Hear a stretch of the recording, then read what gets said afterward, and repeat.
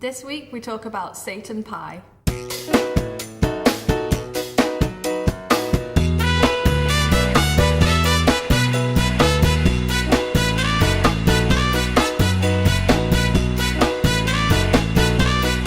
Hello and welcome. Nice of you to join us. Yes, you. I'm talking to you.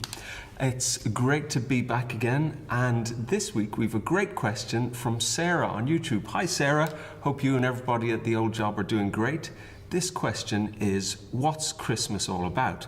I'm going to start us off because at Kemp Hospice, where I work, they are doing the Facebook Advent calendar, which is little snippets every day where they video somebody and say, what's Christmas about for you? And you get the answers you'd expect, like food, Christmas tree, presents, holidays, family. What was some of the other ones more unusual? Dressing up. Oh. Don't do that. No. And I, of course, being the chaplain, picked the holy answer, which is the baby Jesus. Baby Jesus. Which is when they presented me with these. And I thought, oh, that's very nice.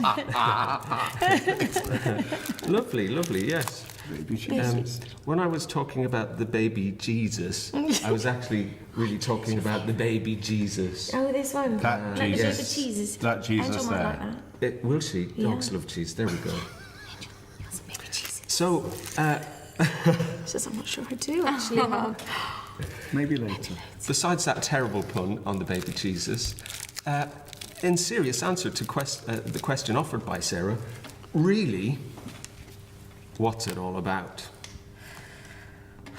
It's lots of different things to lots of different people, and I think the temptation as Christians, and particularly as clergy, I think, is to go around saying, it's about Jesus, remember Jesus, remember the story, which is, of course, the huge overarching story.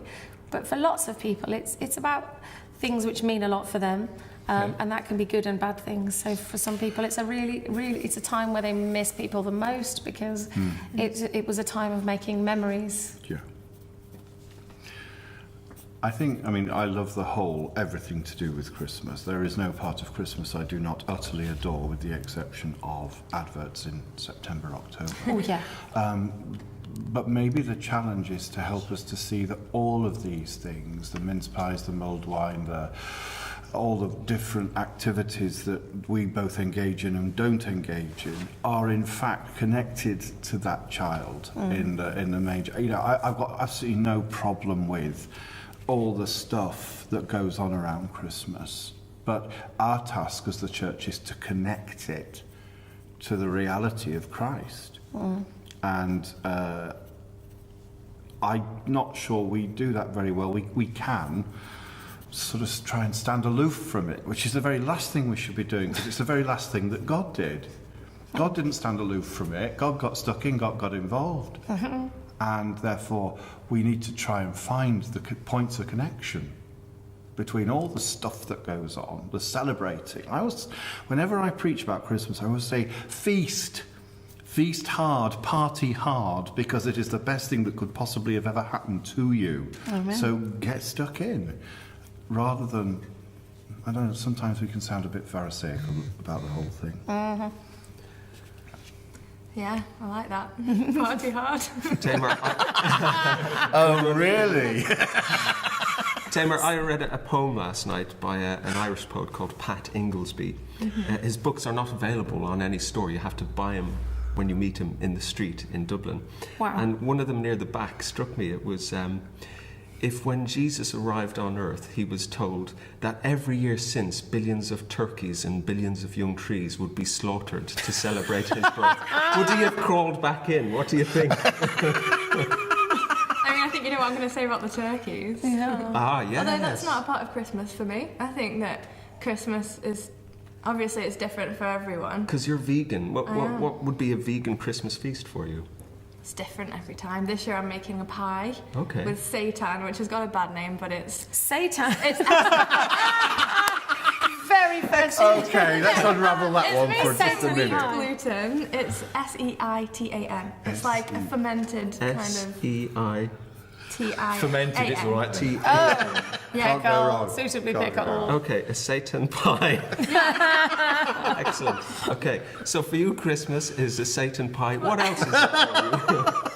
I mean, it's not, but yeah, it's about family and getting together. It's like the one time of year that all of my family are together in the same place. So I've got 7 aunties and they've all got lots of kids. Well, kids, we're all adults now, but it's the one time when we all get together and like remembering that over the years. It's just the one, it's like a really family-oriented time.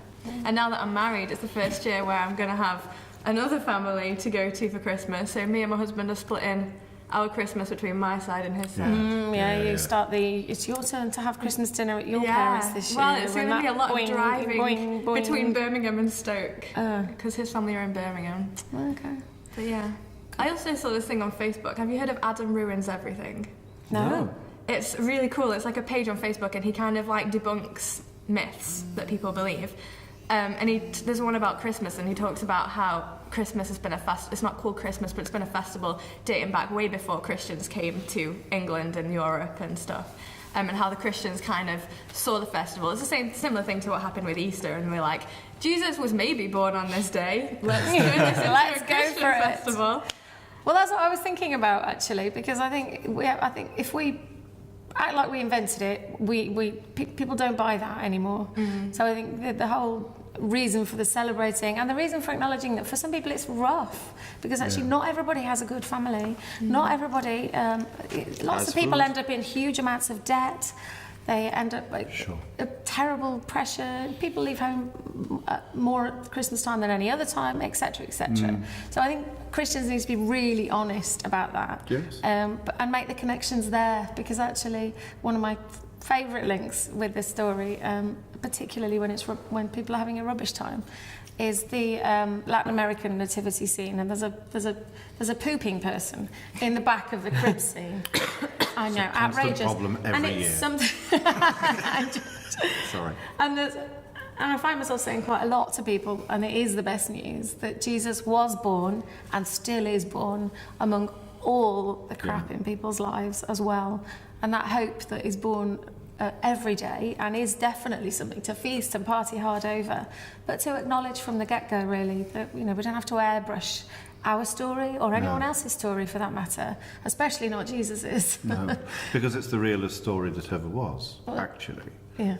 And in attempting to separate myth from fact, whatever fact is, you end up losing the whole point of what Jesus comes to bring, which is liberation, forgiveness, salvation, fresh start, a change of direction, all of the things that, that wonderful poem by Robert Southwell, this little babe so few days old is come to rifle Satan's fold.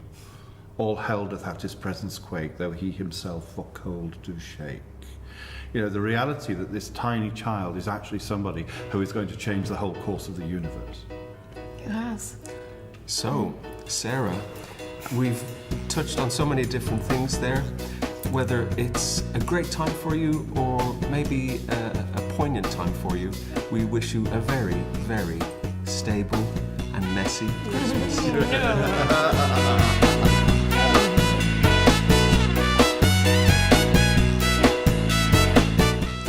And thanks to St Mary's Church or Brighton, who've got their window back for hosting us all year round.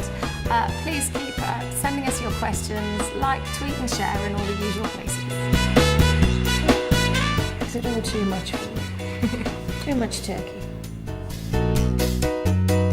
It's a bit frustrating when God doesn't do exactly what I want. Yes, oh my God. That is a tedious, It's okay. Because I'm not happy with that. They did. There's got to be somebody we can talk to about that. Yeah. I'm not in control of everything. Right, she's just as well. Off we go. Thanks for watching, and thanks to... Yes. That one's much better. I think that's the one.